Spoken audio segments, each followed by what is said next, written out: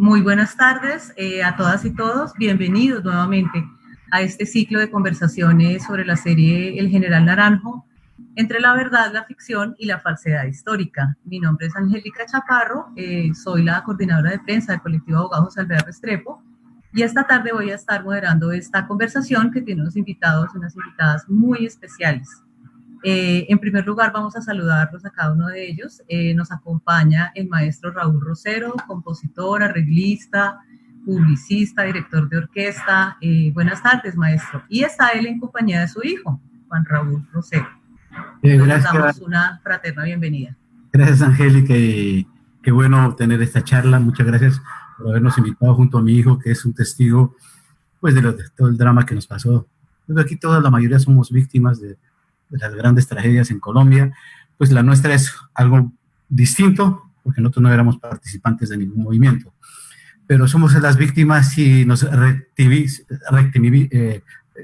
revictimización de la película, la serie es terrible. Mi hijo Juan Raúl. Buenas tardes, ¿cómo están? Primero que todo les agradecemos este espacio y vimoslo ayer y el miércoles también. Es muy importante aclarar la verdad, porque todo lo que hay en internet son documentos. Y nosotros que seguimos por el mundo víctimas de la violencia, de cercanos, yo creo que casi la mayoría pues saben que perder, en mi caso, a mi madre fue traumático. Por lo tanto, es muy importante estos espacios para mis hijos, para las generaciones y para Colombia. Así que muchas gracias. Claro que sí, a ustedes por estar, y qué bueno poder hacer una pequeña contribución también con estas conversaciones. También quiero saludar a la representante de la Cámara, María José Pizarro, hija de Carlos Pizarro, otro de los personajes que se recrean de alguna manera en la serie General Naranjo. Buenas tardes, representante. Buenas tardes, ¿cómo estás? Un saludo a todos, a Raúl, a su hijo, a Eduardo, a José, como siempre un abrazo, y a Maurín también. Y bueno, obviamente a ti, Angélica, y al colectivo, y pues bueno, agradecer el esfuerzo que han hecho todos para esta serie de foros para poder contar la historia desde otro lugar. Gracias, muchísimas gracias, representante. Y nos acompaña también José Antequera, quien acaba de saludar, María José, y aprovechamos entonces ese saludo. Él es el director actualmente del Centro Distrital de Memoria, Paz y Reconciliación, es hijo de José Antequera, un dirigente muy destacado de la Unión Patriótica, una de las víctimas del genocidio de la Unión Patriótica y un defensor de derechos humanos sobre todo toda la vida, ¿no? Buenas tardes, José. Muchas gracias, Angélica. Me alegra saludarte, a ti, Eduardo, a Raúl, a María José, a Maureen. Y bueno, interesante que podamos charlar y conversar sobre estos temas de las novelas, la memoria y sus diferentes dimensiones. Es un placer para mí estar aquí. Claro que sí, José. Y el doctor Eduardo Carreño, lo saludamos. Él es abogado, defensor de derechos humanos, integrante del colectivo Abogado José Alvear Restrepo, representante de víctimas del caso Palacio de Justicia y de otros casos muy representativos en la historia de nuestro país. Doctor Eduardo, buenas tardes. Sí, muy buenas tardes a todos y todas. Es un placer poder compartir este espacio con ustedes para dialogar algo de lo que es la historia de este país y de la gran tragedia del pueblo colombiano, eso sí. Bueno, muchas gracias. Y saludamos a Maureen Maya, periodista, analista, escritora, también autora de publicaciones sobre el tema del Palacio de Justicia, muy importantes, investigadora, y quien ha sido el artífice de este espacio que nos convoca hoy. Buenas tardes, Maureen. Activa el micrófono, por favor, lo tienes desactivado, Maureen. Sí, eso, las vicisitudes de la tecnología, eso todo, en todos los foros. Ya, gracias, Angélica. Sí, no es que por precaución es mejor. Bueno, muchas gracias también desde abajo a la Fundación Carlos Pizarro y al colectivo de abogados por facilitar este espacio, este debate tan necesario. Saludo a Eduardo Carreño, una alegría tenerlo acá. A Raúl, a María José, a José Antequera. Y pues creo que esto es necesario. Hemos recogido a lo largo de estos 2 días impresiones muy valiosas sobre el ejercicio que se puede jugar desde la televisión o los seriados de televisión en la construcción de la memoria, y también la forma nociva en que pueden vulnerar derechos y la importancia de debatirlo y conversarlo como ciudadanos, ¿no? Claro que sí, muchas gracias, Mauri. Bueno, necesitamos antes de seguir hacer una fe de ratas. Ayer nuestro compañero Edwin Guzmán, al cerrar el panel, pues hizo una mención equivocada al maestro Raúl Rosero como el autor de la banda sonora o de la música de la serie, quizás pues por alguna confusión ahí que tuvimos de roles, y pues queríamos presentarle excusas por ese error que fue completamente involuntario, y tenemos completamente claro que al contrario ha sido pues ofendido y, como ya nos dijo, revictimizado por las cosas que se dicen en esta serie. Para empezar, queremos mostrarles a la audiencia que nos acompaña un pequeño video, un fragmento muy corto de una escena que recrea la serie El General Naranjo. Muchísimas gracias también el apoyo técnico que nos ha prestado desde abajo, y los invitamos a ver este pequeño video antes de continuar.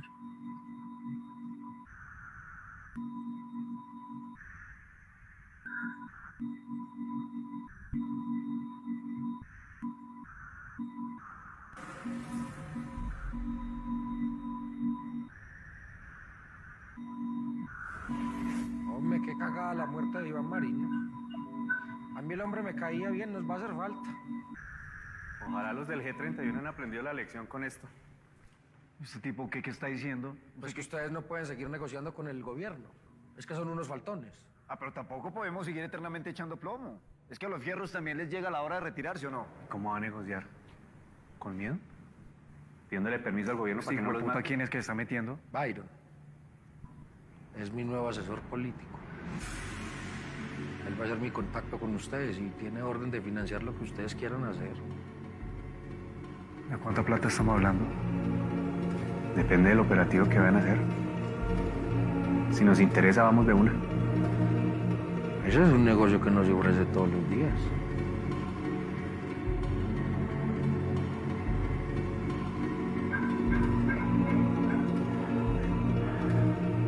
Que quede una vaina clara. La autoridad de todas las operaciones que hagamos es del G31. Nosotros somos los que damos las órdenes. Nosotros mandamos. Maravilloso. Es que a nosotros no nos interesa protagonizar. Se puede quedar con todo el crédito. Eso sí, Byron tiene que estar enterado de todo. Me toca cuidar la inversión. ¿Se volvió loco o qué? La guerrilla no hace pactos con narcotraficantes. Pero es que no son pactos, Carlos. Es una posibilidad de financiarnos. Además, ellos saben todo perfectamente. Ellos saben que nosotros vamos a mandar completamente la operación. Ellos saben que vamos a tener el control sobre todo. El control lo tiene la persona que pone la plata, Álvaro. En este caso no, hermano. Bueno, pues en la escena que acabamos de ver se recrea una conversación entre Álvaro Fallada, integrante del M19, y Pablo Escobar. Una conversación pues construida desde la ficción. Lo primero que quisiera preguntarle al doctor Eduardo Carreño es ¿qué es lo que se ha logrado establecer desde la verdad judicial y la verdad de las víctimas sobre este tema que es tan recurrente en las redes sociales y en todas partes? Pareciera ser el argumento principal de la financiación de la guerrilla del M19 por parte de Pablo Escobar, y más concretamente la operación del Palacio de Justicia. ¿Qué es lo que nos dice la verdad histórica?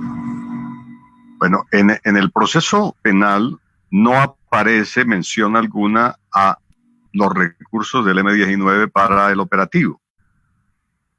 Lo que constatamos en el proceso es que los guerrilleros que ahí murieron no estaban todos bien armados. Es decir, a mi modo de ver, tenían aproximadamente entre 15 y 17 fusiles G3 y Galil. Tenían subametralladoras y tenían pistolas y revólveres y unas granadas. Si ellos realmente hubieran tenido financiación en la magnitud de los recursos económicos que dicen después que recibieron, pues eso se hubiera visto materializado en la capacidad logística del M19 para confrontar el ejército en un operativo de eso. Entonces, lo que nosotros vemos en el proceso es que eso no existe. Ahora, hay otro elemento, y es que, de acuerdo con la información, faltaron 7 personas por ingresar del comando guerrillero y que dicen que ellos tenían armas antitanques. Pero ahí no se puede constatar realmente cuál era la capacidad militar que ellos tenían para confrontar los tanques. Porque lo único que se encontró fue una bomba Claymore que fabricaron dentro del palacio los mismos guerrilleros cuando comenzaron a ver que tenían al frente los tanques en la Plaza de Bolívar. Y con mucho respeto desde luego, pero los uniformes que tenían los guerrilleros pues no eran los mejores, es decir, no eran ni siquiera nuevos. Pues que uno dice, bueno, van a un operativo por lo menos con ropa nueva. No, casi todos entraron de civil. Entonces, esa es una lógica que para nosotros es aterradora. Que la prueba diga que no tenían esa infraestructura. Entonces, uno dice, pues en esos términos es muy difícil creer que ellos, preparando un operativo con suficiente tiempo, porque aquí también hay que recordarlo, que por lo menos 2 meses tenían para hacer el operativo, ellos se concentraron allí, y si en 2 meses no consiguen estos elementos, pues eso traduce pues que eso que nos están mostrando es una simple ficción, o que la plata se la robó en el camino la gente del narcotráfico y no llegó a su destino. Si esa conversación hipotéticamente se hubiera producido y si esa financiación se hubiera dado. Pero yo en eso, conociendo, porque tuve la oportunidad de leer y de ver ahí en el Consejo Verbal de Guerra del M-19, en la cárcel Picota, a Álvaro Fayad, y la forma como se narra la tortura a la que él fue sometido. Y fue despedazado prácticamente en estos interrogatorios. Y él se negó a dar una sola información al ejército de la estructura del M-19 y de los planes del M-19 y de los hombres y de los nombres de todas las personas del M-19. Él resistió la tortura en un proceso de confrontación que para mí es histórico. Y si esa persona tiene ese carácter, esa dignidad, ¿cómo vamos después a aceptar o reconocer que está haciendo negocios con el narcotráfico para tomarse el Palacio de Justicia? No, eso para mí es descabellado, simplemente. Y creo que obedece a una lógica que para mí es más perversa todavía y que sí está igual en el proceso, que es la relación que se plantea entre el narcotráfico y los movimientos guerrilleros. Desde las posturas de Lewis Tan, que planteó el tema del narcoterrorismo. Y sobre esa base, desde el primer informe que se descubre en el 2013, aparece el informe de una agencia norteamericana de inteligencia que comienza a hablar de las relaciones ahí, desde ese día del narcotráfico con la guerrilla. Y de la misma manera, esa secuencia aparece, y ahí es donde me parece que es importante ligarlo, desde la alocución del presidente, la noche que termina el 7, la toma, cuando habla del narcoterrorismo. Y en el informe de la policía también aparece esa mención al narcoterrorismo. Cuando no había a quién interrogar del M-19 porque no quedó nadie vivo. Y nadie podía confrontar esa versión. En el informe del ejército, igual, descubierto en el 2014, también aparece esta mención al narcoterrorismo. Entonces, me parece que ahí lo que hay es una elaboración muy bien desarrollado para desprestigiar el movimiento guerrillero sobre esa base. Entonces, eso hay que tenerlo en cuenta. Y eso sí está aprobado en el proceso. Está ahí clarito. Muchas gracias, doctor Eduardo. Pero bueno, estamos viendo una novela. Esto es ficción. Entonces, ¿cuál es el problema con esta ficción, Mauro? ¿Por qué esto se convierte en un problema también para las víctimas? ¿Cuáles son esas fibras que toca? ¿Y qué es lo que pasa cuando se coge un episodio histórico de esta magnitud que significa tanto para este país y se hace una novela y se recrea de esta forma? Bueno, mira, yo creo que nos están falseando la verdad, pero yo quisiera que eso lo plantearan las compañeras o los compañeros, porque yo tengo una visión muy particular, pues por el conocimiento que tengo del proceso.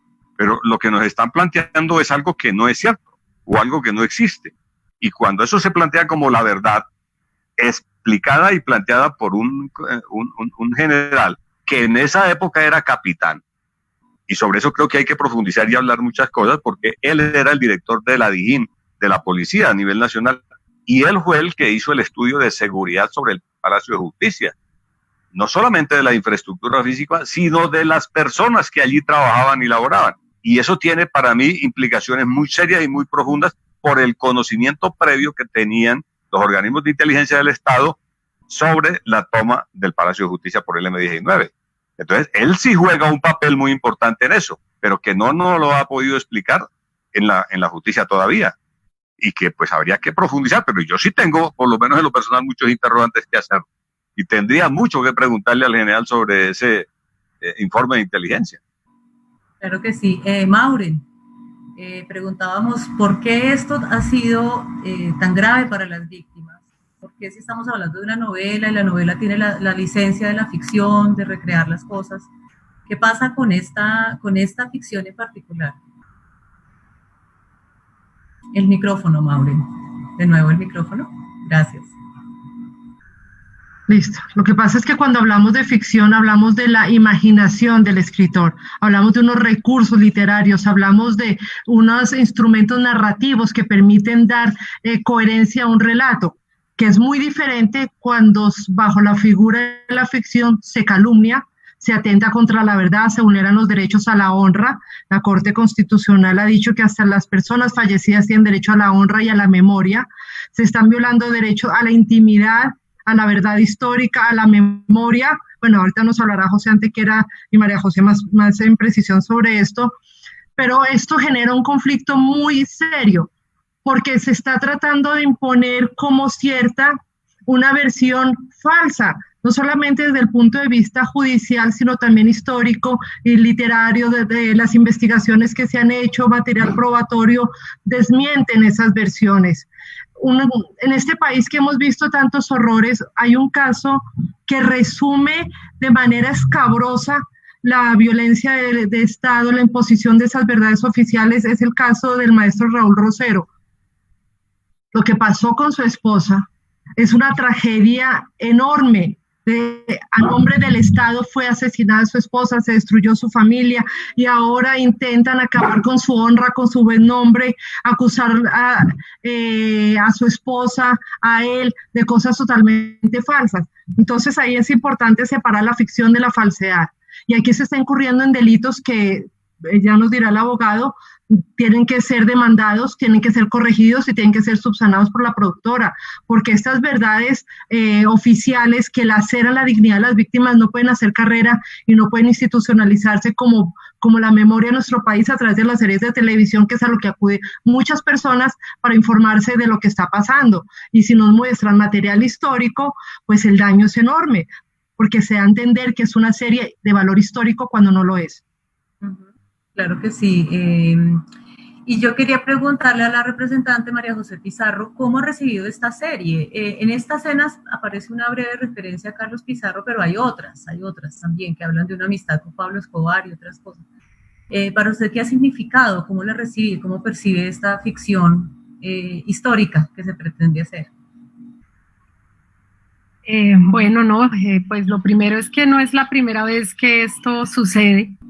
En la televisión colombiana ya han habido, o más bien reiterativamente se han venido haciendo series donde se van tergiversando las historias, donde se van contando de manera amañada, donde se utilizan los símbolos precisamente para desprestigiar y para que haya una clara relación entre el imaginario que la gente tiene con los personajes. Entonces empieza a distorsionarse de alguna manera la historia y la realidad. Lo más grave de esta serie, me parece, es que además de todo esto, lo que hacen es utilizar nombres propios.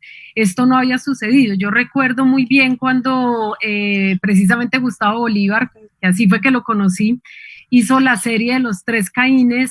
Nosotros le enviamos una carta al canal de televisión exigiendo que se rectificara. Estuvimos en un foro en el Planetario Distrital, recuerdo, y allí, pues digamos, él explicaba de alguna manera cómo se habían utilizado nombres diferentes. En ese caso mi papá no se llamaba Carlos Pizarro, sino Carlos Pisano, con lo cual pues obviamente la asociación es muy diferente, ¿no? Nadie se hubiera imaginado quién era, ¿no? Ninguna relación, no. Claro. Y además, pero digamos aquí se utilizan los nombres propios, tergiversando la historia porque ni siquiera hay una investigación seria. Yo creo que se basan en la novela anterior, pero la hacen aún peor para seguir ahondando en el problema, ni siquiera hacen una investigación seria, porque cualquier persona que hace una investigación seria lee el informe de la verdad del Palacio de Justicia, puede ver el documental, por ejemplo, que yo hice. Hay libros además escritos por Germán Castro Caicedo, por Olga Bear, por periodistas de investigación y de renombre. Entonces, cualquier persona que haga una investigación seria tiene más de una fuente, pero aquí lo que hacen es, yo creo que o contratar los mismos investigadores o basarse en la investigación pasada sin tener ninguna rigurosidad y ningún respeto ni por la historia, ni por la memoria de estos personajes, ni por el derecho a la honra que además también nos asiste a nosotros como familiares. Fuera de eso, y tú verás, volviendo al tema del símbolo, es muy importante porque, por ejemplo, mi padre siempre sale con el sombrero blanco, casi durante toda la serie, y si tú miras las fotos de Carlos Pizarro, el sombrero blanco llegó en los 90, ya casi al final. Entonces hay una clara asociación a la figura, al imaginario que la gente tiene con la figura que quieren mostrar. Entonces, a mí me parece que esto tiene intenciones que van muchísimo más allá de la simple novela y de la ficción y del entretenimiento a la gente, sino que además aquí se están utilizando las novelas como herramienta, además de distorsión política. Quiero decir, estamos en un momento en el país en concreto donde hay unas personas que ejercen liderazgos nacionales y utilizar, pues digamos, la historia de manera tan tergiversada, lo único que promueve también es una asociación inmediata con las personas que hoy están en la vida nacional. Entonces, cuando tú ves cada capítulo de La Novena Naranjo y ves las relaciones que hay, por ejemplo, en los comentarios en Twitter, verás cómo lo que hay es una repetición a través de los bots o a través de los trolls de las bodegas uribistas de la historia que están contando en la novela del General Naranjo sin ningún sustento y sin ningún cuidado. Entonces ahí es cuando nosotros decimos, también tenemos nosotros, o sea, afecta nuestra honra, afecta nuestro trabajo, afecta nuestra imagen, nos afecta a nosotros de manera particular, y no es solamente al personaje histórico que murió hace 30 o hace 40 años. Entonces, digamos que de alguna manera nos condenan al pasado que ellos quieren escribir, que empieza a tejerse mucho más fino la relación entre el país que ellos quieren construir, la narrativa histórica, la historia oficial que quieren mostrar, borrando de tajo cualquier historia diferente, cualquier posibilidad de controvertir esa historia, y básicamente pues hay una asimetría, pues obviamente en el discurso, entre el discurso de que quieren imponer, la voz de denuncia y de reclamo, y la sociedad colombiana se queda con un solo relato hegemónico, que es el que ellos narran en los libros de historia en los colegios, en las novelas, y básicamente, pues en mi criterio tiene una clara intención política hoy, no es casual. No es solo un relato para el pasado, sino para el presente y para el futuro, ¿no? Nos dice María José. Y José, en este momento que está atravesando el país, se ha hablado mucho de la verdad como bien público, de que la verdad histórica que estamos tratando de construir, que estamos tratando de recordar, reconstruir en esta transición tan dura, tan difícil, tiene que ser un bien público, y eso quiere decir que no puede estar solo en los anaqueles de las bibliotecas, que no puede estar solo en los despachos judiciales, no puede quedarse solo tampoco en la Comisión de la Verdad, sino que debe circular por el país, estar en los textos escolares, estar en la televisión. Entonces, ¿cómo ve, cómo analiza, cómo coge este problema de la televisión, de la ficción y de la verdad histórica en un país en transición? No sé. Bueno, yo en primer lugar parto de una premisa que me parece importante, y es que el problema del que estamos hablando no es el contraste entre lo que dice una novela y lo que piensan las víctimas o los familiares de las víctimas, que debería ser la historia correcta que debiera ser contada. Eso que en principio, digamos, nos puede parecer pues una cosa justa, ¿no? Que las historias se cuenten por lo menos considerando las voces de las víctimas, las voces de los familiares, también puede conducir a muchos problemas. Puede conducir a que los familiares establezcan de manera muy arbitraria criterios que terminan por hacer imposible que se reproduzcan en la cultura experiencias que al final no son experiencias familiares, son experiencias colectivas, son experiencias políticas. Cuando estábamos hablando de esta clase de personajes políticos como nuestros padres y como muchos de quienes han terminado por participar en los acontecimientos más importantes, digamos, de nuestra historia pasada, larga, reciente, estamos hablando de acontecimientos políticos que evidentemente rebasan, digamos, lo que los familiares y las víctimas podemos llegar a considerar. Creo en ese sentido que el problema es otro, es un problema para la sociedad en general, es un problema para la sociedad en su conjunto. Y ese problema es que precisamente la verdad como bien común, la memoria como bien común, no debería ser, en mi concepto, objeto de ninguna mercantilización. Porque cualquier forma de mercantilización sobre los bienes comunes significa su degradación. Si yo convierto el agua que sale del manantial de un río y la mercantilizo, necesariamente la convierto en botellas de agua que necesariamente degradan el valor del agua como bien común en la sociedad. Si vendiera aire, pasaría lo mismo. Si vendiera luz del sol, pasaría lo mismo. Lo que ocurre con la experiencia histórica de un pueblo es que es naturaleza, es tan importante como el agua, como el aire, como el sol. Son bienes públicos, son bienes que no deberían ser susceptibles de mercantilización porque cualquier forma de mercantilización los degrada.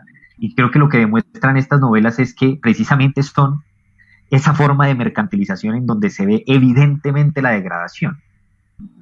Se ve evidentemente la degradación por razones que son lógicas de la producción televisiva. Cualquiera que haya participado o estado cerca, digamos, de productos de la cultura motivados por canales privados en donde evidentemente hay un interés de lucro, y eso, digamos, que es lo que hacen los canales privados de televisión, pues sabe que a ninguna verdad histórica se le puede anteponer el criterio de efectividad y de éxito de una producción televisiva. Entonces uno no puede ponerse, así como en las novelas no le cuentan a uno que los personajes van al baño, que se suenan los mocos, de la misma manera tampoco le cuentan a uno una serie de un montón de cosas y tienen que en cambio ser sacrificadas por lo que vende, ¿no?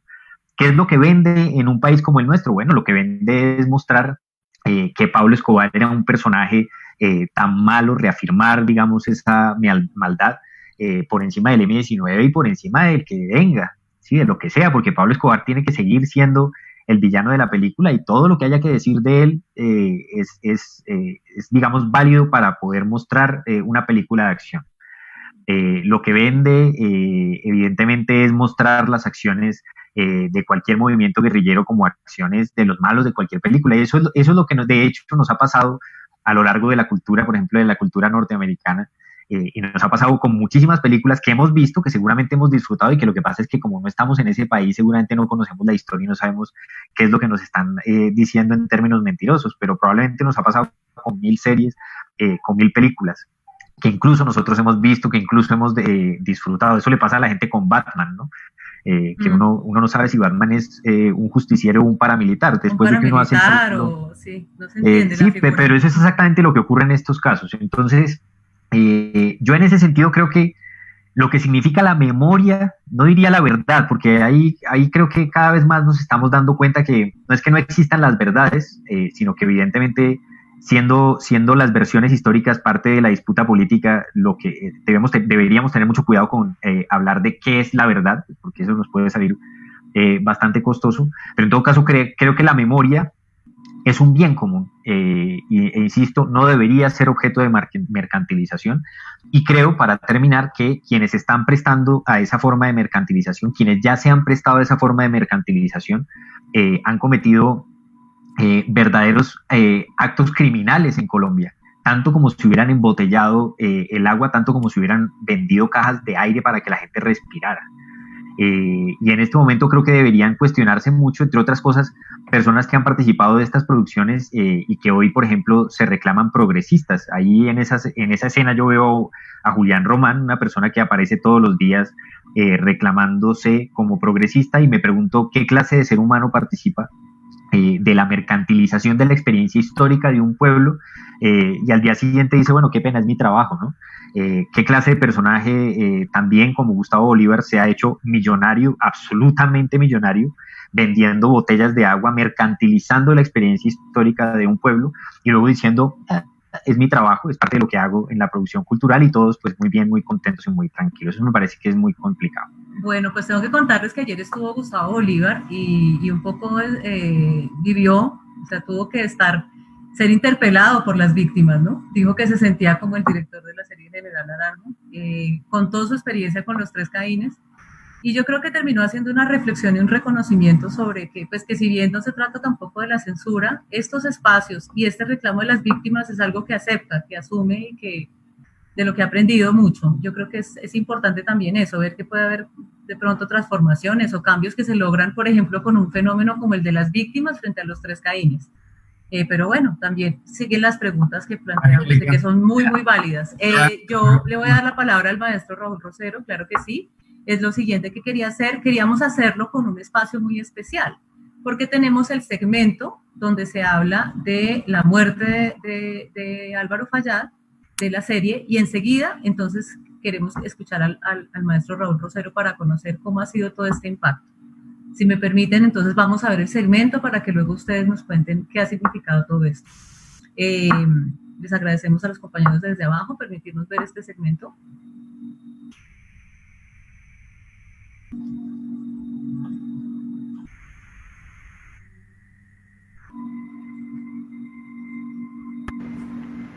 Permiso, sigo, mi capitán.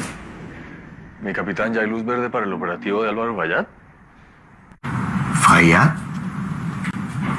¿Dónde? Si ni siquiera sabemos dónde está. Qué raro, mi teniente Fonseca está pidiendo refuerzos para enfrentarse a Álvaro Fayad.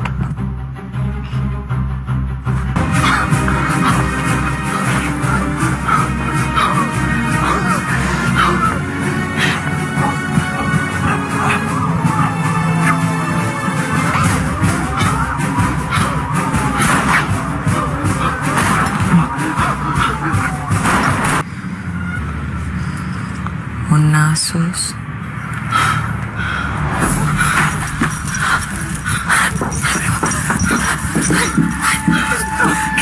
¿Qué le pasó? Álvaro, por Dios. ¿Qué pasó?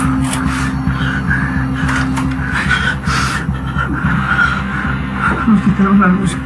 Mónica, nos quitaron. ¿Qué es eso? ¡Mónica, salga de ahí!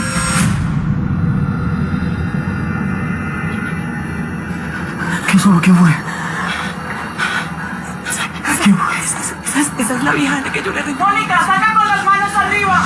¡Ríndase! Es una emboscada, hermano. Es un operativo. No. Álvaro, ríndase, Álvaro. No, yo no me rindo. Pero usted sí la salvó.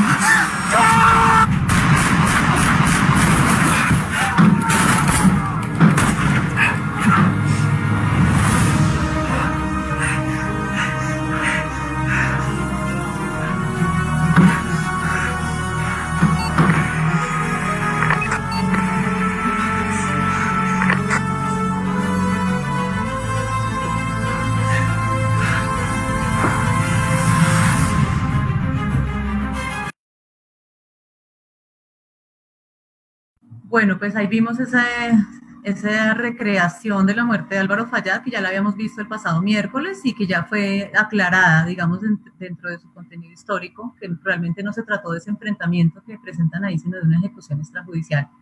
Y con este segmento, pues quería darle la palabra al maestro Raúl Rosero y a su hijo Juan Raúl para que nos cuenten cuáles han sido las implicaciones de esta ficción aparentemente inofensiva o que se ejerce muchas veces desde estas novelas sin pensar en las consecuencias para las víctimas.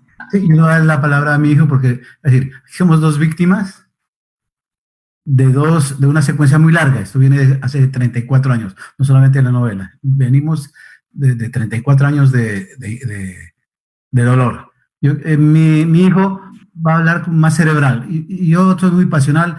Yo soy director de orquesta, soy músico, soy compositor desde los 8 años. No tengo ningún otro título sino músico. Bueno, estudié publicidad. Entonces, de repente me enfurezo y hablo, a ver, hablo más de corazón que de conciencia cerebral. Quiero que mi hijo, como víctima, también tome la palabra.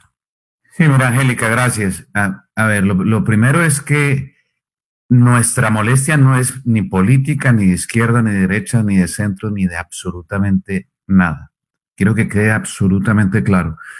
Mi molestia, la molestia de mi padre, de mis hijos, de todos los que nos conocen, es una molestia en el cual asesinan de nuevo la memoria de mi madre, la matan 2 veces. Este es equivalente a otro asesinato en el cual ella no se puede defender, de la ponen amante de Álvaro Fayad, donde dicen que, yo recuerdo cuando yo tenía 9 años y me dice ella que está embarazada y está la alegría que le da a uno de tener un hermano, no una hermanita.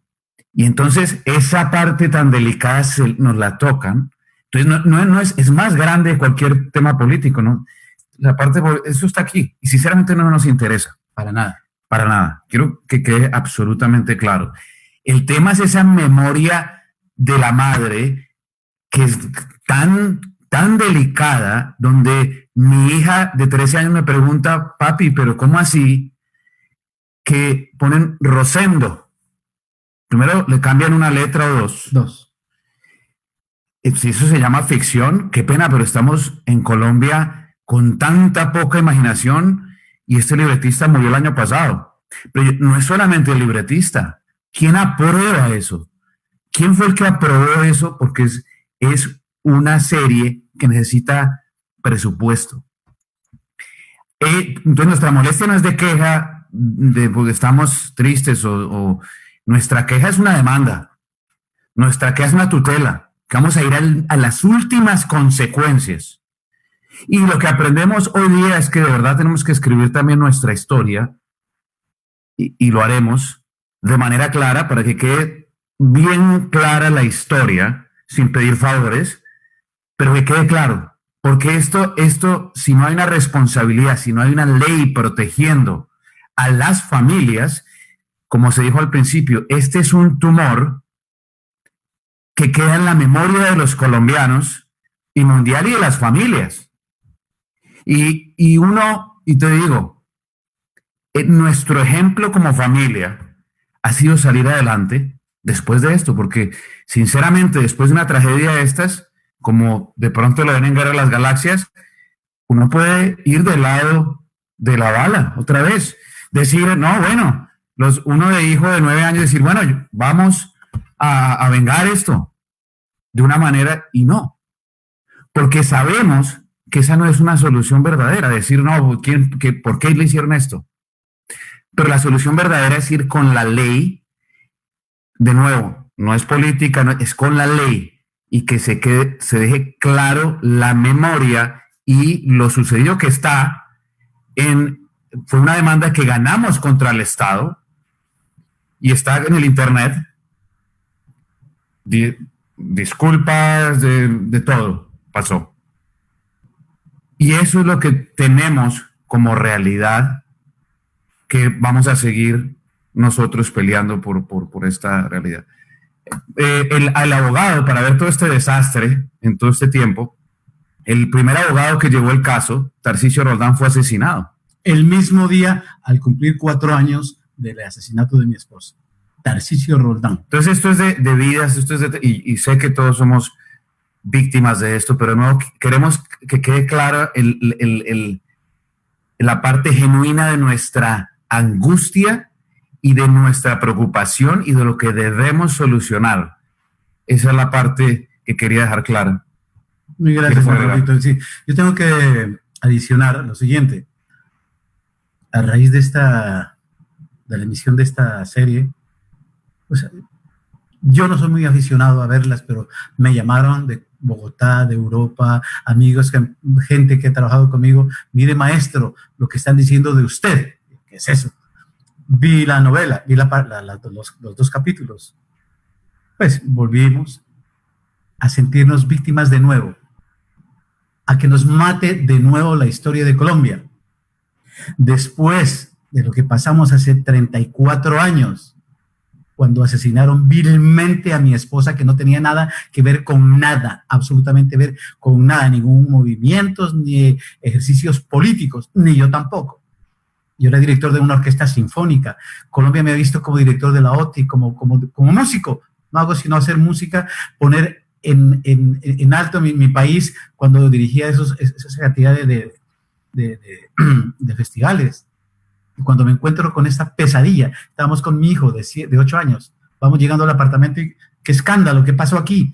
Es decir, nosotros estamos vivos gracias a que estaba grabando yo un comercial de televisión.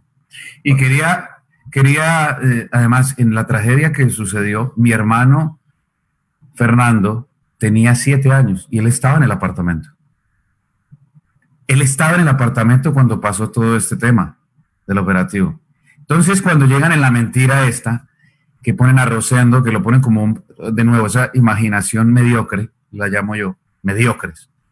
Inclusive le mandé una nota a alguien que era el de estas productoras, y es mediocre esa parte. Y ponen que, primero, que era el profesor, que Rosendo es músico y musicucho, lo ponen así, lo ponen que lo detuvieron. Cualquiera puede ver si lo detuvieron alguna vez para interrogarlo y todo este tema. Y luego ponen casa del apartamento, quinta pared, Rosendo y esto. Y esa es la ficción que estamos viendo ahí. Esa es la que no perdonamos realmente.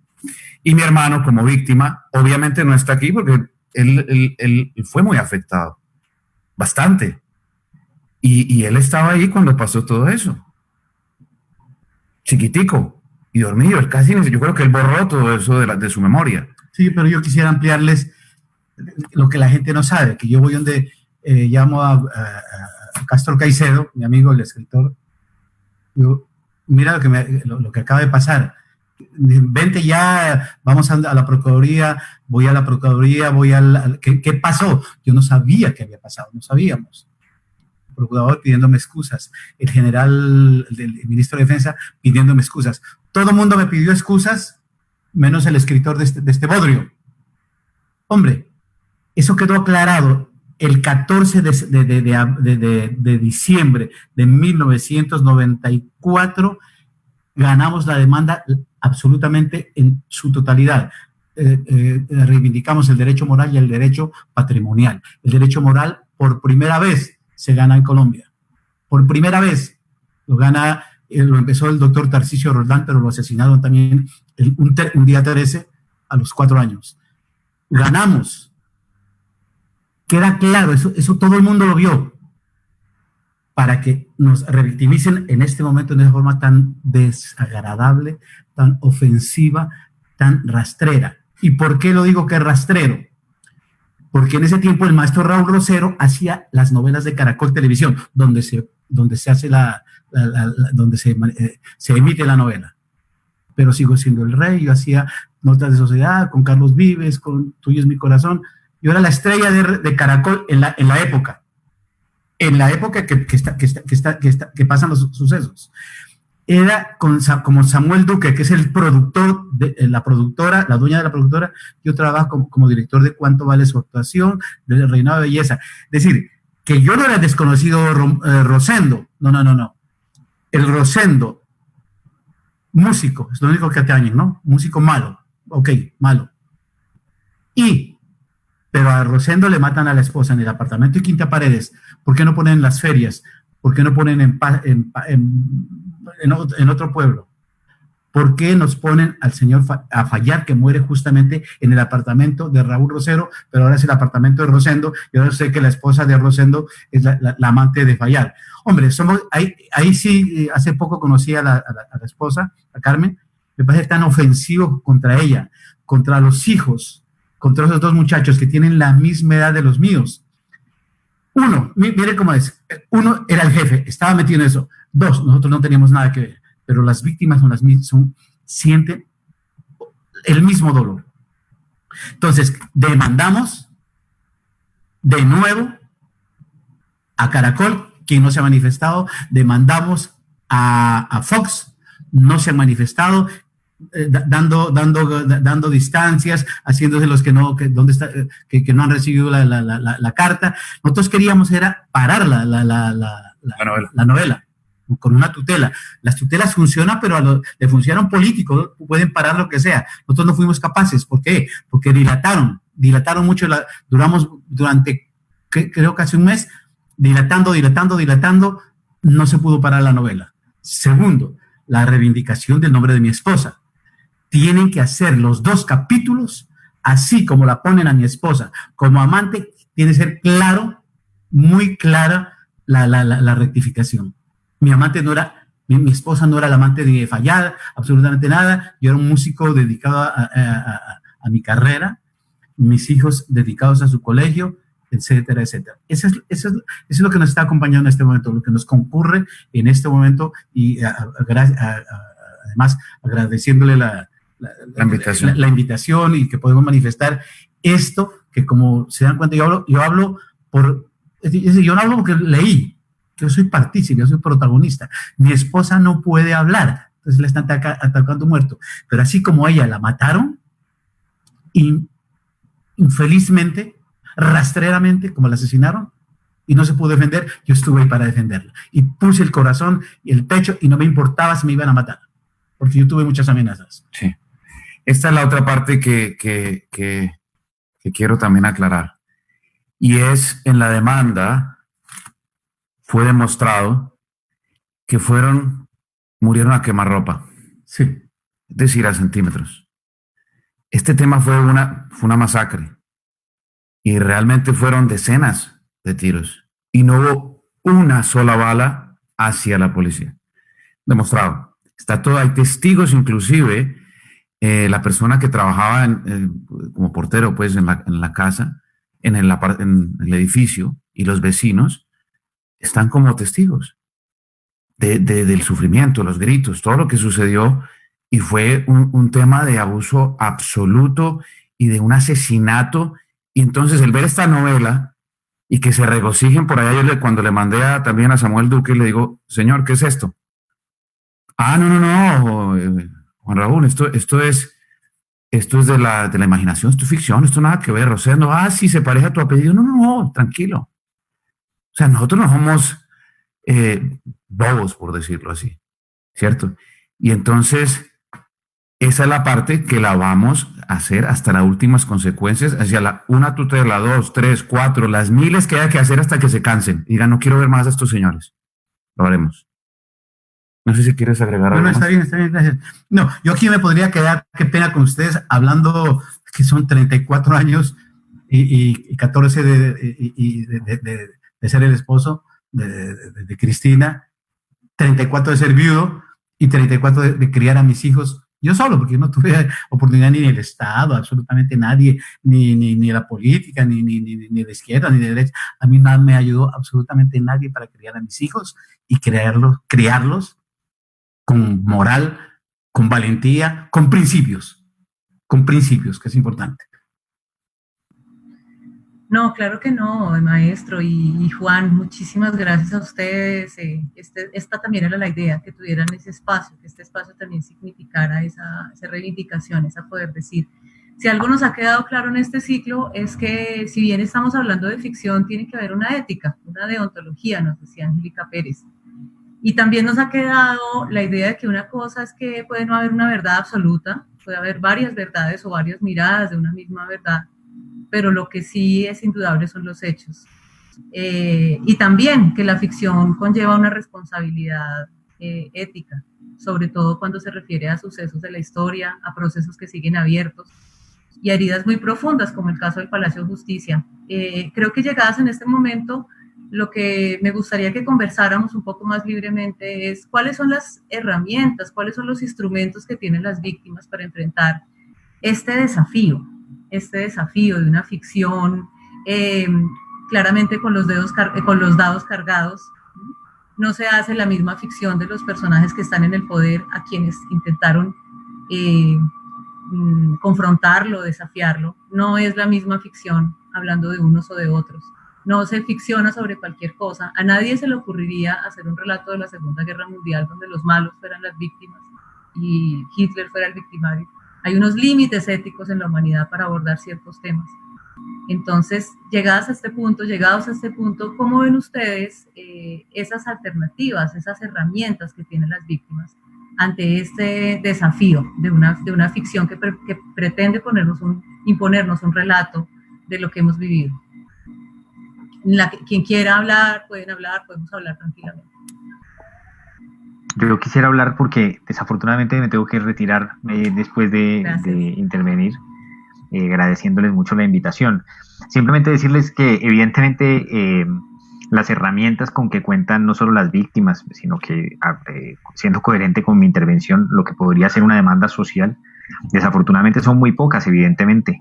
En Colombia no hay una protección constitucional del bien común de la memoria, la hay sobre la propiedad, y esa protección de la propiedad es tal que en una de estas novelas basta con que pongan ese letrero absolutamente engañoso de todo esto es producto de la ficción, producto del libro X, con lo que trasladan la responsabilidad a un determinado autor de una novela literaria, y luego dicen cualquier parecido con la realidad es pura coincidencia, y a partir de allí cualquier clase de acción que se ponga frente a esta clase de producciones termina siendo limitada y protegido el derecho a la libertad de expresión supuestamente de los medios, pues que evidentemente en este caso se muestra, digamos, que ese derecho también puede sufrir tergiversaciones. Siendo muy limitada, pues creo que lo que afortunadamente o lo que hemos intentado hacer en Colombia es construir alternativas, instituciones, etcétera, que construyan memoria pública a pesar de esta clase de intentos.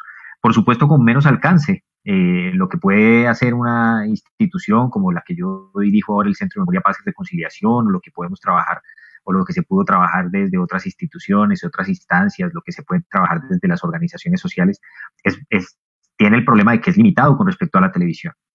Y evidentemente eso nos pone frente a una encrucijada que para mí debería significar simplemente que se hiciera una proposición concreta para que de ninguna manera con criterios mercantilizados se siguiera tratando el bien público, colectivo y común de la memoria. Porque ahí simplemente hay un margen de imposibilidad, evidentemente, aun cuando se hagan otras cosas. Creo que esa presión la hemos hecho en otras ocasiones. Quizás lo que hemos hecho en el pasado, yo diría que ha sido importante, pero no hemos sido capaces, pero no hemos enfilado, digamos, claramente cuál es la reivindicación. Hemos planteado reivindicaciones de que cambien una cosa, de que estudien otra, de que cambien un capítulo, etcétera. Yo creo que a este punto ya es necesario comprender que esta reivindicación es profunda y que tiene que significar que hacia adelante básicamente deje de venderse información tóxica. Sí, deje de venderse esta clase de cosas, digamos, amparadas en la libertad de expresión cuando no lo son, cuando son evidentemente mercantilizaciones de la experiencia histórica que además producen esa clase de efectos que bien cuenta el maestro Raúl, pues son evidentemente indignantes y son simplemente la muestra de una de las muchas cosas que muchas personas, familiares, víctimas, incluso compañeros, personas de la sociedad podrían sentir al ver esta clase de producciones. Darles las gracias por la invitación y pedirles disculpas que me tengo que retirar en este momento por razones aquí domésticas, pero bueno, espero que posteriormente podamos seguir conversando. Muchas gracias. Claro que sí, muchísimas gracias a José Antequera, director del Centro Distrital de Memoria, Paz y Reconciliación, y bueno, un aliado en la construcción de la memoria como bien público. Muchas gracias, José. No sé quién más quiera lanzarse. Angélica, perdón, ahí me gustaría, claro que sí, me gustaría una precisión. Pues lamentablemente se fue José para que pudiéramos desarrollar un poco más su concepto de mercantilización de la experiencia histórica. ¿Cuál es el límite, el uso de la memoria y con qué fines? Si son de lucro, si son educativos, etcétera, etcétera. Pero a mí me gustaría también entender cómo desde la función legislativa se puede implementar, no sé si una alianza, un proyecto, algún mecanismo que impida que con base en la ficción se vulneren derechos a la honra, al buen nombre, a la intimidad, etcétera, etcétera, y se desconozcan procesos y verdades judiciales. ¿Cuál sería ahí el límite o cómo lo podríamos hacer desde el Congreso, María José? Bueno, lo primero es, me gustaría hacer una pequeña anotación en relación con lo primero que preguntaba Angélica, y un poco pues intentando, pues digamos, antes de ser congresista, pues empecé todo este camino por el mismo malestar que hoy expresan Raúl y su hijo. Pues, por ejemplo, esta novela no es solo una novela que se vea, este tipo de novelas no son novelas que se vean solo en Colombia. Empiezan en Caracol o en RCN, los ven millones de personas, porque estamos hablando de los canales más vistos de la televisión, que además sobre todo le llegan a la población vulnerable. La mayoría de las personas hoy ya ni siquiera consumen la televisión nacional y por lo tanto no andan muy metidos en este tipo de producciones, pero en cambio lo ven, digamos, en los estratos y en los barrios populares y en el campo y, en fin, lo ven millones de personas. A partir de ahí pasa a Fox Televisión y también lo ven, pues, digamos, en un espectro ya muchísimo mayor en canales internacionales. Después pasa a Netflix y entonces en Netflix lo ven a escala global millones de personas. Recordarán ustedes la serie Narcos, que tiene una historia igual. Digamos, lo único que hace peor una historia de la otra es que en esta utilizan nombres propios, en la otra no, pero de todas maneras, como les dije, todos sabemos de quién estamos hablando. Y resulta que, por ejemplo, ustedes recordarán cuando se proyectaba en Madrid, en la alcaldía de Madrid, que estaba cubierta con la imagen de la serie Narcos, ¿sí? Quiere decir que todo el trabajo que nosotros hacemos y construimos durante más de 15, 20, 30 años de reivindicaciones y de luchas históricas por la verdad, por la memoria, por la justicia, pues básicamente se ven borradas porque jamás, así mañana hicieran un programa en televisión en horario AAA, jamás vamos a poder competir con el nivel de alcance que tiene una serie una serie en Netflix. Jamás lo vamos a hacer. No vamos a poder. Entonces, cualquier cosa que nos den hoy son chichiguas, porque en últimas ya dañaron a escala global la imagen, el trabajo, la lucha de nuestros padres, pero además la lucha nuestra, que no es una lucha diferente. Entonces, y eso es lo que me parece macabro de toda la historia, porque a través de una historia, de una verdad que ellos construyen con una clara intención política y social en nuestro país, no es cualquier cosa lo que hacen, no es inocente, sino que tienen unas intenciones claras porque sabemos quiénes son los dueños de los canales de televisión, pues básicamente a través de la mentira, de lo falaz, de lo macabro, de lo grosero, ellos lo que hacen es convertir pues esa historia, esa mentira en verdad. Y básicamente lo ven millones de personas en el mundo, traducido en todos los idiomas. Entonces, para mí, básicamente es la materialización en nuestro país de ese proyecto neoconservador, de ese proyecto que busca borrar la memoria de millones de víctimas. Hace unos años tuvimos la ley de víctimas, inició el proceso de paz, irrumpió en la historia nacional la narrativa de las víctimas, irrumpieron sus voces, sus experiencias, el país empezó a pensar de una manera diferente y cuando ganan las elecciones esta gente, pues llega su proyecto, que además es un proyecto hegemónico y tiene además alcance de millones de personas. Entonces, cualquier intento de transformar esta sociedad, ¿qué va a pensar la gente cuando de nuevo irrumpen en la escena política nacional personas que están ligadas con esa historia? ¿Qué van a decir? Pues que básicamente es el mismo proyecto para narco, el mismo proyecto de lavaperros de Pablo Escobar, porque los presentan como unos lavaperros de Pablo Escobar arrodillados, deslegitimando completamente la historia de miles de personas. Es decir, cuando hacen esas novelas están parados en una pila de muertos, porque no es solamente la historia del M-19, ni de Carlos Pizarro, ni de Álvaro Fayad, ni de Raúl Rosero, sino es la historia de miles de personas que están entretejidas sí, que es una historia que ni siquiera ha podido ser contada, porque ni siquiera cuando estuvo el Centro Nacional de Memoria Histórica, yo trabajé allí, se contó la memoria de la insurgencia en este país. En México hay una avenida, la avenida más importante en Ciudad de México se llama la Avenida Insurgentes. Aquí decir la palabra insurgentes es casi como si estuvieras diciendo narcoterrorista. Entonces hay una deslegitimación total de los conceptos, de la historia. En Argentina, en Chile, se reivindica la historia de una generación completa. Aquí pasamos por encima y le escupimos. Eso es lo que hace esta gente con esas novelas. Entonces, para mí, digamos, resulta grosero, es un oprobio, es además, como digo, lo peor de todo es que tiene una intención política absoluta. No está desligado de la política. Ahora, ¿qué podemos hacer en el Congreso? Pues entonces viene la reflexión. Podríamos construir la mejor de las leyes. Yo estoy trabajando hace 2 años en una ley de memoria, por ejemplo, que la necesita el país, porque los esfuerzos, ya vimos lo que pasó con el Centro Nacional de Memoria Histórica y su director Darío Acevedo.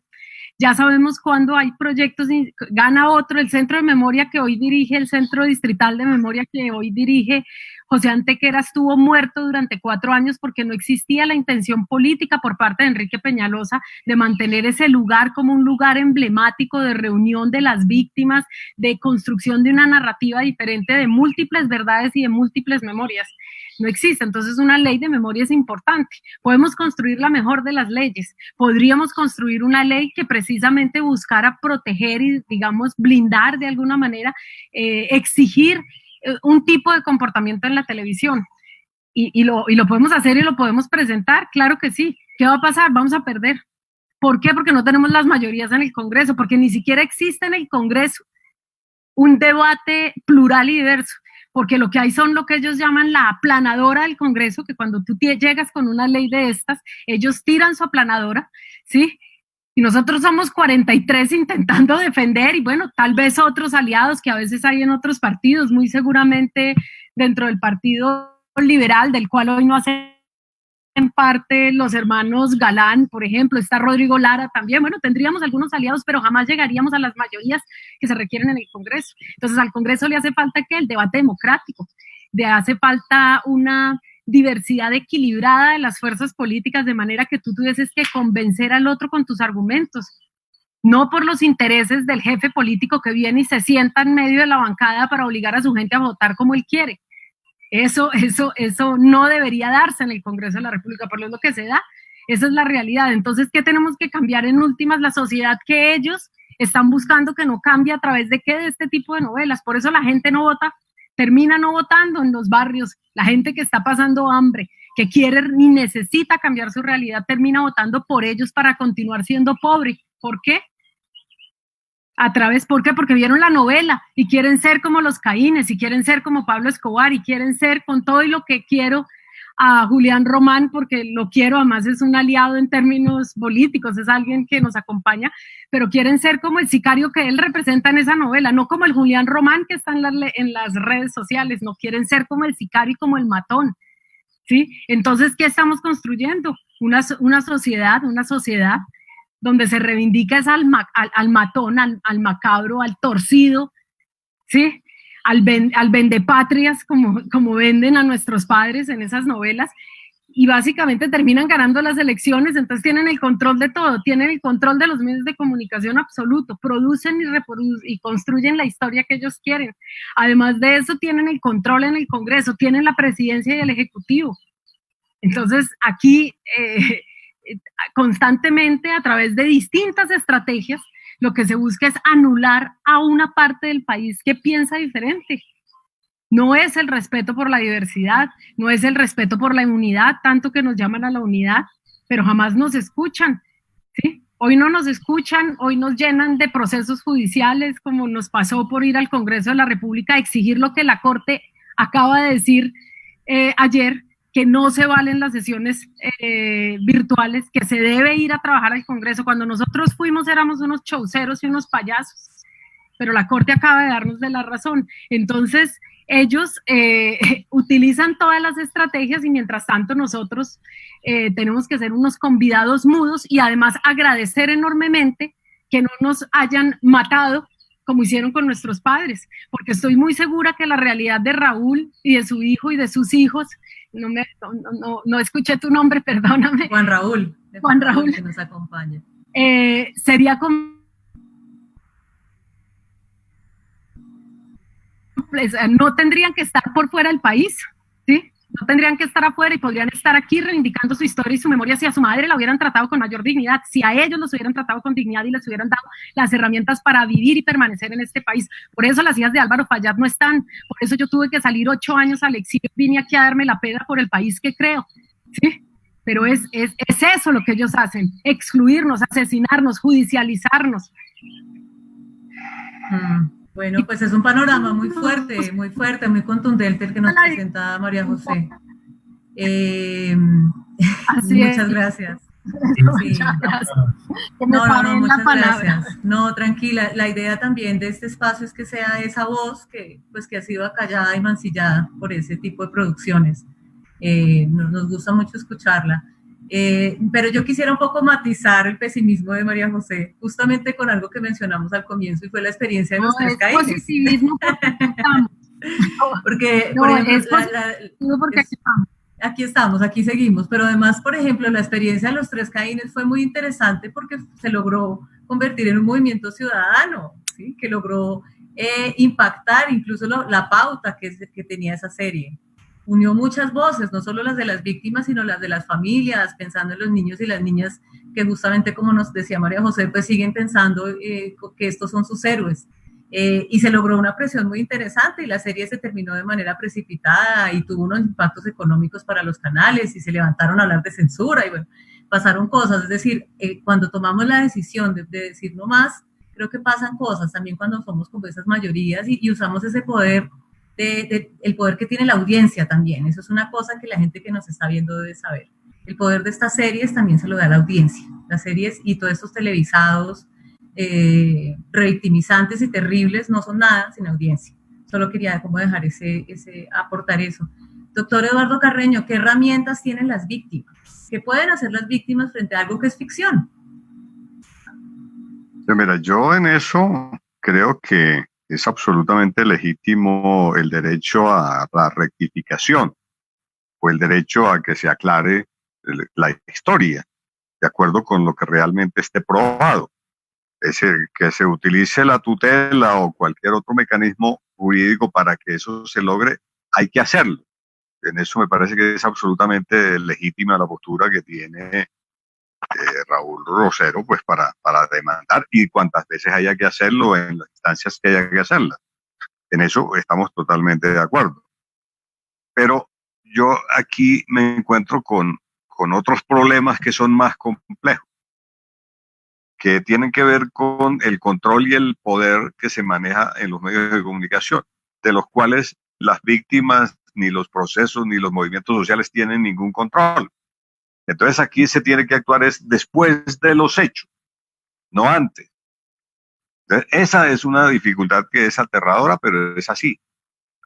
Yo igual, en la reflexión que hacemos les comparto. Es decir, ¿cómo podemos explicar en el proceso que en la verdad sobre lo que pasa en el caso Palacio de Justicia se obtenga por la misma fuente oficial, la policía y el ejército y este organismo de Estados Unidos, 30 años después de los hechos? Entonces, para poder acceder a esa verdad hay que estar metido en el proceso y después participar en esas diligencias y estudiar las implicaciones que tiene ese hecho. Entonces, si yo digo hoy que ahí lo que hubo fue una toma, sí, yo estoy absolutamente de acuerdo con que en el Palacio hubo una toma, pero la toma fue realizada por el ejército antes de que llegara el M-19, porque estaba con todos los organismos de seguridad a cubierto. Entonces, decir eso hoy y plantearle esa realidad a la opinión es otra cosa. Si yo digo que a nivel de los procesos que hay en este curso de la investigación, se tenía todo, absolutamente todo preparado para eliminar al M-19, pero también a los magistrados y también a los de la cafetería, a todos a quienes se sospechaba que tenían una simpatía muy lejana o próxima con el M-19. Entonces, los responsables de todo ese crimen es el ejército, específicamente. Y bueno, estaba la policía y estaba el DAS, pero estaba el presidente de la República. Y él estaba comprometido con eso. Nunca lo desmintió. Él conoció todo, ordenó todo y participó en todo. Entonces, esas son las realidades que hoy, 35 años después, entonces vamos a discutir históricamente, ¿sí ves? Entonces, ahí tenemos unos problemas más complejos de lo que uno se imagina. Entonces aquí, desgraciadamente, en esto, si no se cierran los ciclos, pues nunca vamos a poder determinar qué hacer con la historia y cómo se presenta la historia. Entonces, ese elemento, pues, es de la reflexión que hay que hacer, porque si no seguimos repitiendo, es la historia que ellos nos quieren presentar. Quienes tienen el poder político y económico en este país definen eso. Entonces, la historia es la que ellos nos presentan, pero no es la historia de las víctimas ni de los movimientos sociales la que está saliendo. Entonces, ahí, por eso, me parece que hay que discutirlo y hay que plantearlo para que algún día se dé en una negociación en donde realmente las víctimas participen, porque es que, y puedan definir elementos y contenidos de cualquiera de estos procesos, porque por ahora las víctimas están sometidas o estamos sometidos a lo que se pacte en cualquier proceso. Y después entramos a este tipo de reflexiones que pues, son válidas y son legítimas y hay que hacerlas. Pero mientras tanto, las verdades de las víctimas hay que sacarlas por los precarios medios que tenemos. Es decir, no tenemos otra forma de expresarnos. Es decir, con los comunicados, con los pequeños documentos, con los pequeños videos, etcétera. Con esto que estamos haciendo acá para plantear el gran problema. Y es que si nosotros no tenemos la memoria, es muy difícil construir esa memoria. Pero pues tenemos que hacer el esfuerzo para que eso se conozca. Es así. Entonces, si yo, por ejemplo, hoy en ese caso digo, en muchos de los casos de los guerrilleros del M-19, lo que hubo fue ejecuciones. Esos son crímenes de guerra. Pero ustedes creen aquí en este debate que estamos hablando de que la fiscalía algún día va a ir siquiera a abrir una investigación contra los de la fuerza pública por crímenes de guerra en ese caso, cuando está demostrado que hay gente que salió viva. Entonces, esos son los problemas que yo veo que son más complejos de resolver.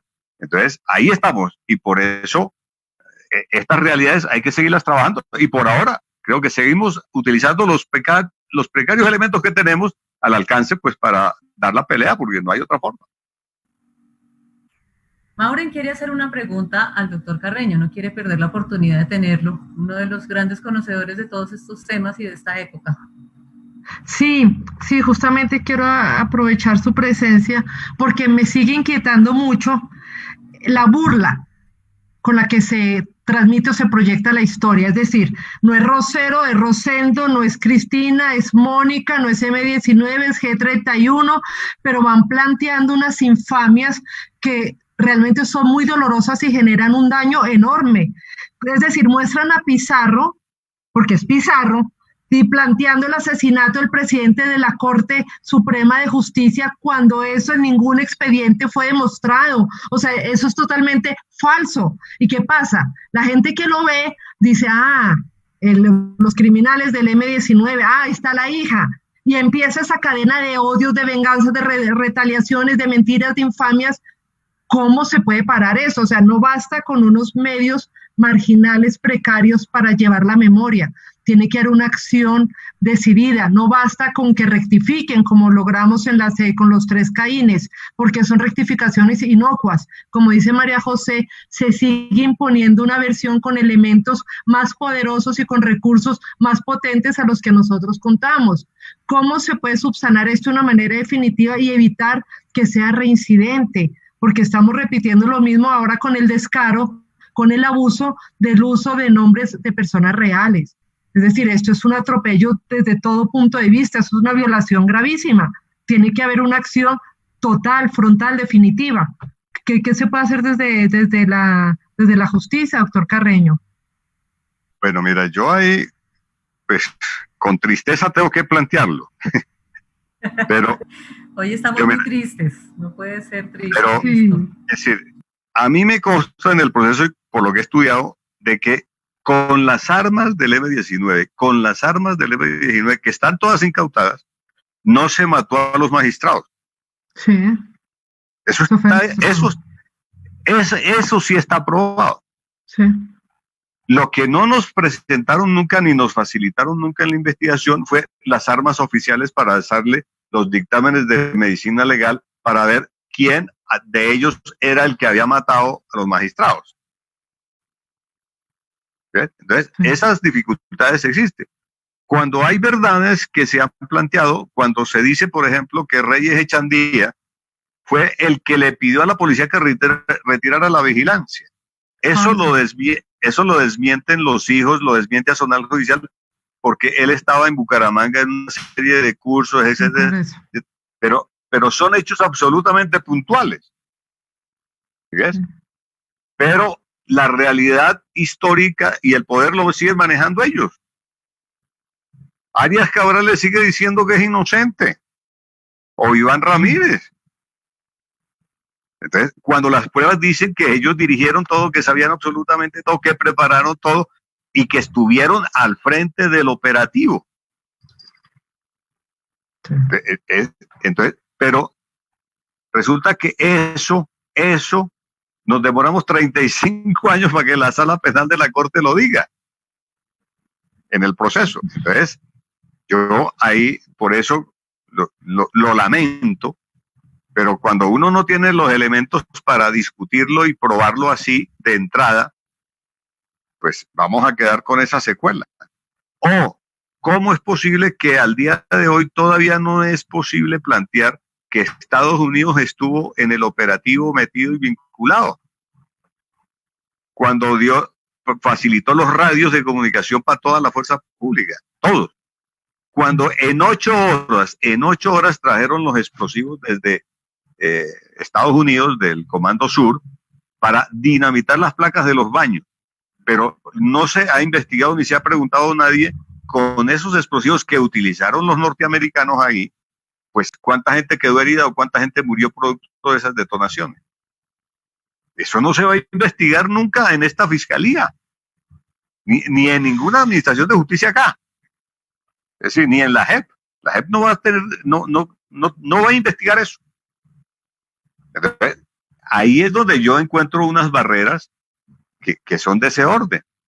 Es decir, ¿quién nos va después de tanto tiempo a contar realmente la verdad de lo que pasó? Es un derecho. La verdad, claro, y si la verdad histórica está en duda, pues no sé cómo será en el campo de la ficción. Me dicen que María José también tiene algunas cosas que plantear y preguntar, y enseguida Juan Raúl y Raúl. No, es que Eduardo, mira, cuando nosotros tuvimos este mismo impasse en el pasado con la novela de los 3 Caínes, es que me parece es muy chistoso la situación, porque las vueltas que da la vida. Entonces, cuando tuvimos el mismo impasse, quisimos demandar y no nos lo permitieron, nos dijeron que no era posible porque pues no se utilizaban nombres propios, y al no utilizarse nombres propios era ficción. Mi pregunta es concreta, y es, aquí se utilizan nombres propios. ¿Sigue siendo imposible presentar una demanda, no sé, por el derecho a la memoria que tienen nuestros padres, por injuria y calumnia? O sea, eso es viable jurídicamente, porque pues, ha sido como un vacío que siempre ha estado allí. Uh-huh.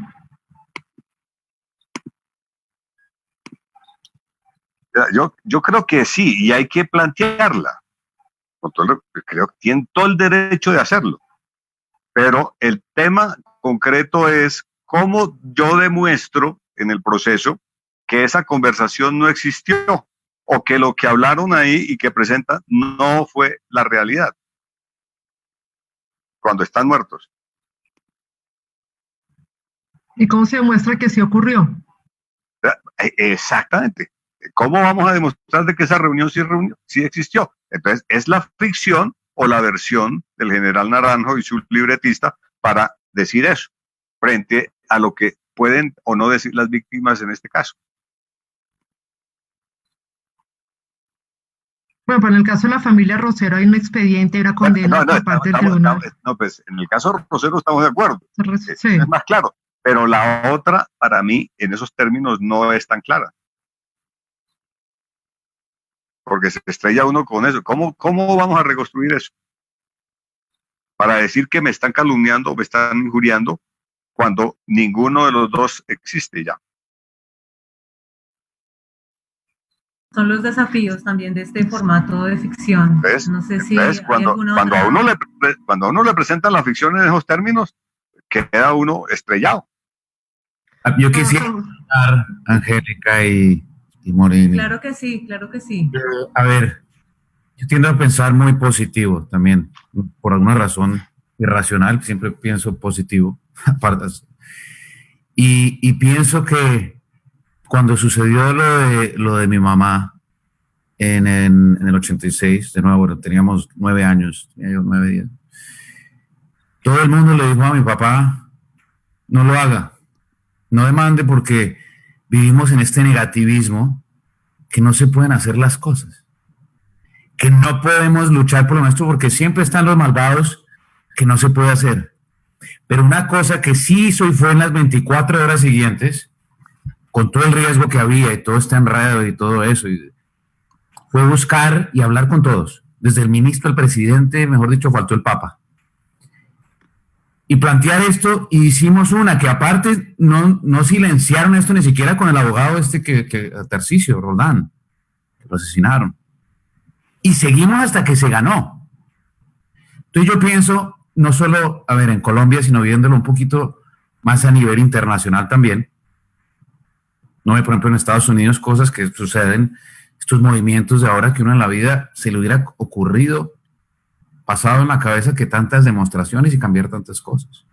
Lo mismo en Colombia, yo digo, siempre hay oportunidad, y ahora escuchando a María José, y además leímos el escrito que hiciste, muy lindo, nos conmoviste bastante, nos lo compartieron, lo que escribiste.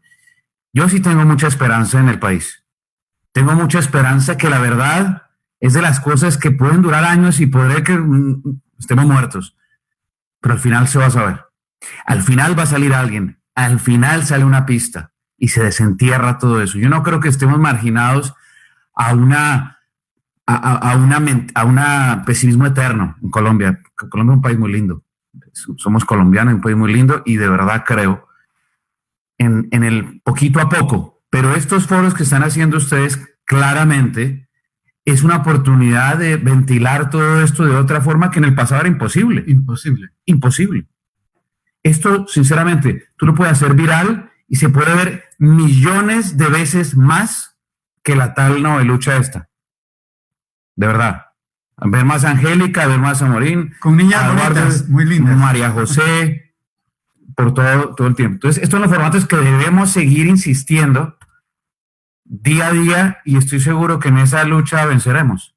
Yo sí quiero aclarar un punto. Nosotros, en el caso mío, en el caso de lo que ocurrió con nuestra victimización, es que nosotros al libro que escribe el general Naranjo no tenemos que ni quitarle ni sumarle un pero. La parte que corresponde a nuestra historia está totalmente, con todo el respeto, manejada por él y manejada por Julio Sánchez. Porque nos hubiéramos ido. Yo cuando al principio vi eso, dijo, aquí nos fuimos con todos. No tenemos miedo absolutamente a nada. Pero leyendo el libro, lo compramos ese mismo día, el libro se apega a la verdad en el caso nuestro. Se apega totalmente a la verdad, y la versión de Julio es perfectamente correcta. Todo lo que él adiciona. Por eso es lo mortal, lo grave, esta pírrica novela, que es terrible. Y yo sí les digo, ficción viene de la palabra fingir, doctor. La mímesis. ¿Qué es la mímesis? Mimesis, lo que quiera. Que son como lo declara Platón y la ficción. A los niños se les enseña con mimos, viene de fingir, pero fingir la realidad. Usted la puede hacer chistosa, como lo hacen los de Sábado Felices. Pueden poner a la persona a repetir su voz, etcétera, haciendo parodias simpáticas. Se puede, lo que hacemos los compositores. Nosotros hablamos el caso mío, yo he hecho unos 500 himnos de allá de de mi tierra y un montón de canciones. Entonces, eso es fingir la realidad, eso es ficción, pero sin demeritar, sin matar a nadie ni robarle la dignidad a nadie. Es decir, que lo que nos indica cuando la palabra dice ficción, eso no es un aliciente para que cualquier persona venga a inventarse las cosas, a inventarse víctimas, a inventarse cosas anómalas que vulneran la honorabilidad de las personas. Eso que quede claro. Bueno, muchísimas gracias. Ya nos vamos acercando al final.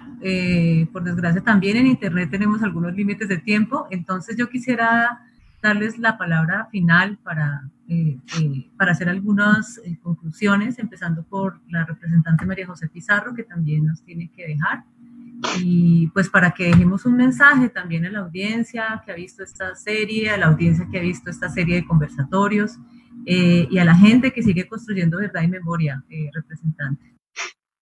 Pues bueno, lo primero es agradecer a Maurín, a Carmen Lidia, a Miriam, al Cajar, bueno, desde abajo, a todas las personas que estuvieron trabajando para hacer realidad este foro, porque soy testigo del trabajo diario, cotidiano, de análisis, bueno, de cranearse cómo podía ser la mejor manera. Entonces, ese esfuerzo vale muchísimo la pena. A Raúl y a Juan Raúl, mi abrazo solidario siempre. Espero de verdad algún día nos podamos encontrar a contarnos tantas historias que seguramente nos debemos, ¿no? De abrazarnos. Ya cantan canciones. Exacto. Obviamente a Eduardo, que con él pues hay una historia enorme en común. Yo creo que lo recordamos a todos ustedes desde que nos tocaba de chiquitos ir a la cárcel a visitar a los papás. Entonces, creo que no, agradecerles además por ese trabajo enorme de tantos años, y bueno, en memoria también de tantos abogados maravillosos que se llevó esta guerra horrible. Gente que nos siguió por las redes sociales, de verdad un gran abrazo. Nos habían pedido como ejemplos concretos, pues chévere, porque aquí a través del foro pudieron ver los ejemplos concretos, y muy seguramente si reproducen o ven otras historias, los documentales están en las redes sociales, bueno, en fin, ustedes van a poder por lo menos construir una visión crítica de la historia, que en últimas eso es lo que se necesita. Muy seguramente si están viendo este foro es porque tienen la curiosidad, el interés. Entonces despertar ese interés buscando otra información distinta es absolutamente necesario. Entonces, bueno, mi abrazo, mi compromiso, ahí seguiremos firmes poniéndole el pecho al viento. Muchísimas gracias, representante, y ahí seguiremos. Muchas gracias. En la tarea. Bueno, perfecto. perfecto. Maestro Raúl Rosero, Juan Raúl, su mensaje de despedida. No, únicamente adicionar el gran cariño que me ha producido verlos a ustedes. Vi al señor Antequera, también otra víctima de la violencia en Colombia, a esta niña tan preciosa. Yo digo niña porque yo soy un viejito que te veo como una bebé. Ustedes deben tener casi la edad similar a mis hijos, porque nuestra tragedia es casi de las mismas edades, ¿no? Se acumulan... 2 años, 3 años. Tú eres casi del signo Aries, yo soy del signo Aries. Tú naciste un día antes que yo. No soy Aries, muy Aries. Totalmente Aries. De las tragedias que nos han tocado a los arianos. Podemos quedarnos aquí hablando bastante, y me caes muy bien. Tengo un nieto que nació el mismo día, ahora en este 1 de abril, hace 3 meses. Mi nieto nació el mismo día también. Bueno, muchas gracias al doctor por sus conocimientos, por su que ha aportado en nosotros, que estamos un poquito alejados del país, o no alejados, vivimos a distancia, pero siempre estamos pendientes, pero no hemos, sabemos de su trayectoria, de la trayectoria de todos ustedes. Muchas gracias a la programadora, a esta corporación que desde abajo me parece tan interesante, me cautivó ese nombre, me encantó, y muchas gracias a todos. Gracias por habernos presentado, a mi hijo por ser mi confidente, mi compañerito desde el mismo día, siempre de mi vida, y trasegó esta tragedia conmigo. Él es mi bebé. Gracias. Perfecto, muchas gracias. Muchas gracias, Angélica, Maureen, María José. Le hago eco a lo que está diciendo mi papá. Ese carisma, muy bien explicado todos tus escritos. Doctor Eduardo, mil gracias. Un abrazo y gracias por invitarnos. Muy amables. Muchísimas gracias a ustedes. Doctor Carreño, sus palabras de cierre. Bueno, yo en esto creo que tengo que ser pues un poco positivo en cuanto al enfoque de los trabajos. Desgraciadamente, para las víctimas y para los movimientos y organizaciones, esto es a largo plazo. Ojalá el plazo no sea tan largo, María José.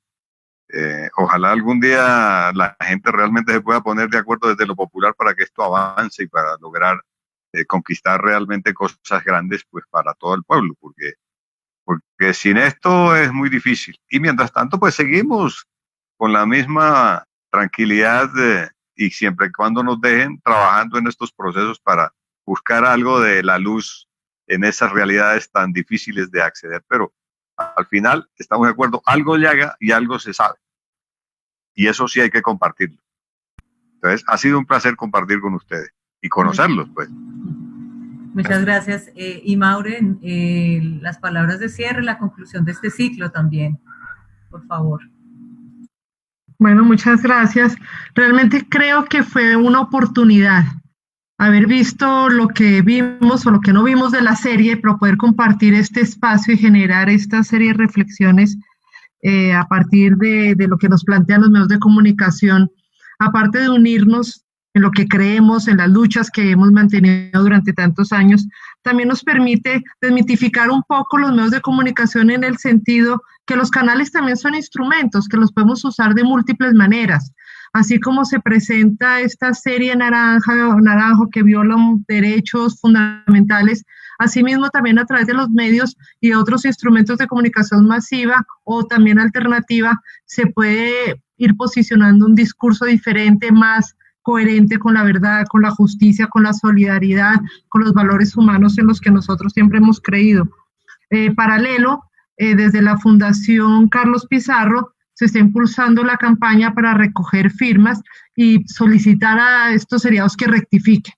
El peso simbólico es importante también. Puede que esto siga ocurriendo, pero también es bueno que las programadoras sepan que el silencio no va a ser la respuesta, que la indiferencia tampoco, que hay una ciudadanía pensante, crítica, que está dispuesta a las batallas que hay que dar y a reivindicar sus luchas, sus muertos y a pedir justicia, que es lo básico que podemos pedir como ciudadanos.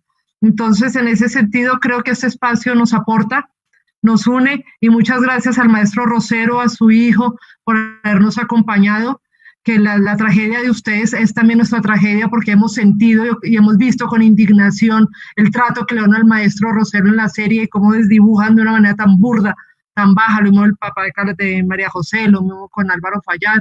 Gracias también a Miriam, a Carmen Lidia, que están muy juiciosas transcribiendo, que tuvo que haber sido una tortura, transcribiendo capítulo a capítulo, analizando los diálogos.